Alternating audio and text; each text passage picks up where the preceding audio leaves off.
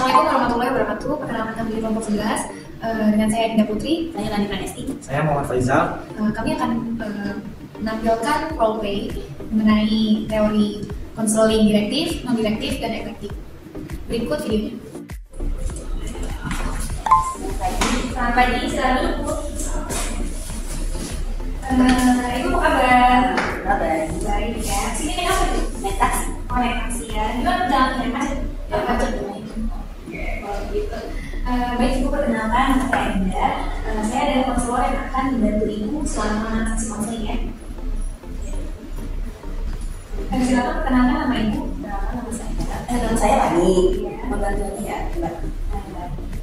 Sebelum mulai konseling, apakah Ibu boleh transikan mau sendiri atau ada dorongan dari orang lain? Saya Sendiri ya.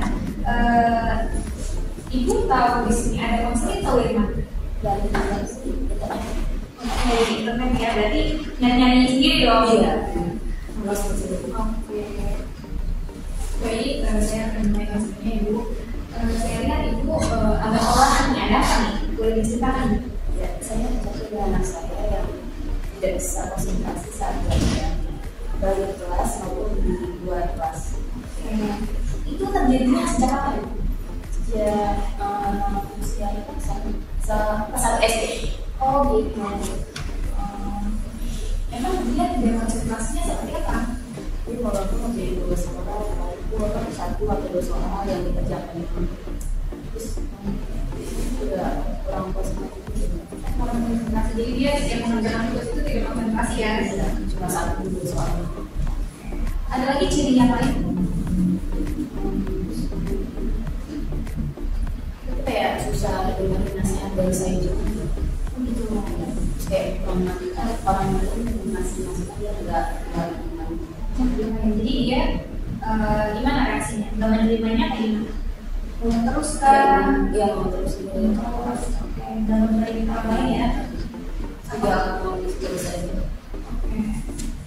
Baik, dari berbagai ciri-ciri yang sudah dijelaskan, saya juga tentu mengalami ADHD pada anak. Dengan tipe ADHD INFP, yaitu anak itu sulit mengerjakan tugas, lalu sulit mengendalikan diri saat bicara, tidak bisa memperhatikan orang lain. Nah, biasanya anak-anak muda terganggu konsentrasinya, sehingga dia lupa dengan ngapain. Terus penanganannya dari saya bisa melakukan psikoterapi, itu dengan cara mengembangkan kesadaran diri menimbang masalahnya.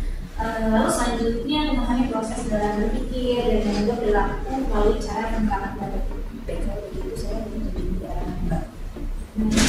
Apakah ada pertanyaan lain mengenai sesi ini? Ya, baik. Jika tidak ada pertanyaan, saya akhiri sesi konselingnya. Terima kasih ya.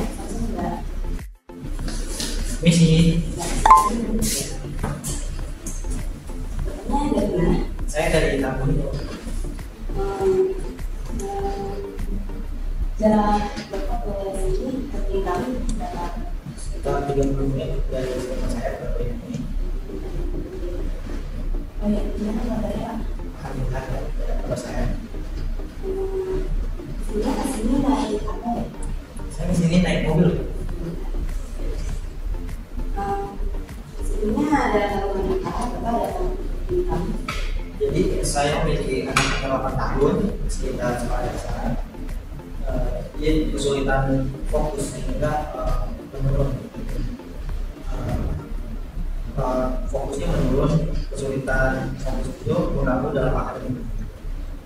Terus anak saya itu bersikap impulsif dan hiperaktif sehingga kesulitan untuk bergaul dengan teman sebaya ataupun yang di atas. Kira-kira anak saya apa?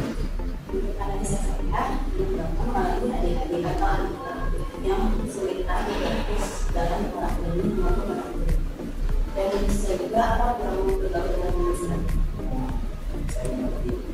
Baiknya bagaimana ya? Menurut saya Bapak dua psikiater penanganan pertama untuk bisa juga psikoterapi CBT. Apakah ada dua lagi? Saya sudah cukup. Terima kasih. Terima kasih. Iya.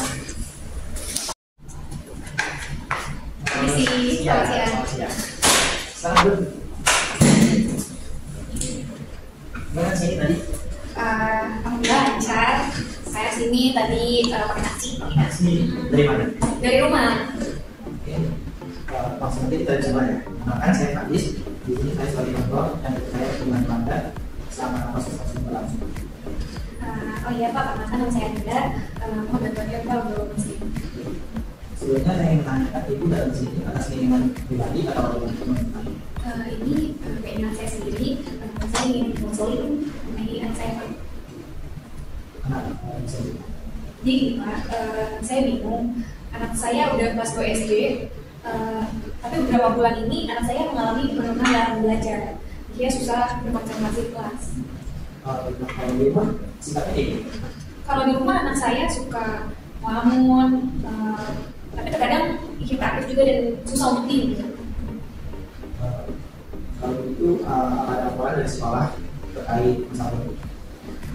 Kalau dari sekolah, gurunya bilang peringkat anak saya menurun karena dia sulit fokus dan sering berbicara dan kurang memperhatikan. Saya memahaminya belum pernah masalah ini. Sebelumnya apakah sudah pernah diceritakan atau masih rumah lain? Oke, baiklah.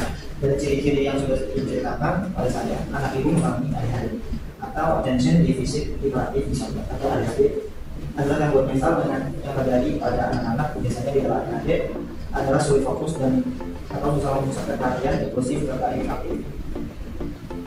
Lalu menurut Bapak gimana ya untuk menyembuhkan dan menangani anak saya Pak? Untuk menyembuhkannya, anak yang mengalami ADHD bisa dilakukan psikoterapi atau juga terapi psikologi perilaku kognitif.